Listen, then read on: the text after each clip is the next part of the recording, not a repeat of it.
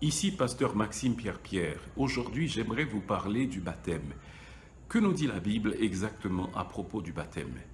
Nous allons essayer de répondre à cette question en posant quelques questions pour ensuite y répondre. Premièrement, quelle est la signification du baptême? Si nous nous référons à l'étymologie grecque du mot baptiser, veut dire immerger, plonger dans un liquide. Donc, quand quelqu'un veut se faire baptiser, comme nous le verrons tantôt, le mode prescrit est l'immersion parce que c'est la signification même du mot baptême. Il veut dire immerger. Pourquoi être baptisé? Il faut être baptisé parce que nous devons obéir à l'ordre de Jésus-Christ. En Matthieu 28, 19, il dit « Allez, faites de toutes les nations des disciples, les baptisant au nom du Père, du Fils et du Saint-Esprit. » Donc, nous devons obéir au commandement que nous donne notre Seigneur Jésus-Christ avec joie. La deuxième raison, c'est parce que nous voulons témoigner du fait que nous sommes passés de la mort à la vie. Selon Romains chapitre 6, versets 3 et 4, nous avons donc été ensevelis avec lui par le baptême en sa mort, afin que comme Christ est ressuscité des morts, de même nous aussi, nous marchions en nouveauté de vie. Le baptême montre que nous sommes passés de la mort spirituelle à la vie éternelle. Une troisième raison pour laquelle nous devrions être baptisés, c'est parce que le baptême est un engagement à faire la volonté de Dieu.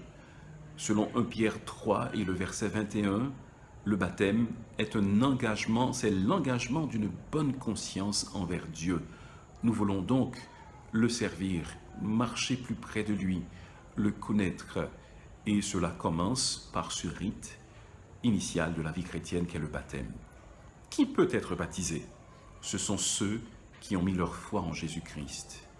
L'eunuque éthiopien dont il est question en Actes chapitre 8 avait un entretien avec Philippe et demanda « Qu'est-ce qui empêche que je sois baptisé ?» Et Philippe lui dit « Si tu crois de tout ton cœur, tu peux être baptisé. » Il dit « Je crois. » Alors, ils sont descendus dans l'eau et l'eunuque éthiopien fut baptisé. Donc, seulement ceux qui ont la foi en Jésus peuvent être baptisés. Cela exclut les bébés et très jeunes enfants qui ne peuvent pas avoir la foi pour eux-mêmes. Et cela exclut certainement les incroyants. Une église ne devrait pas offrir le baptême à ceux qui ne croient pas au Seigneur Jésus-Christ. Parce que la foi, c'est la condition sine qua non pour le baptême. Comment doit être baptisée une personne? L'immersion, c'est le moyen tout indiqué selon l'Écriture. Philippe et l'eunuque descendirent tous deux dans l'eau et Philippe baptisa l'eunuque, selon ce que nous lisons en Actes chapitre 8 et le verset 38. Donc, l'immersion est le mode par excellence selon ce que nous prescrit l'Écriture.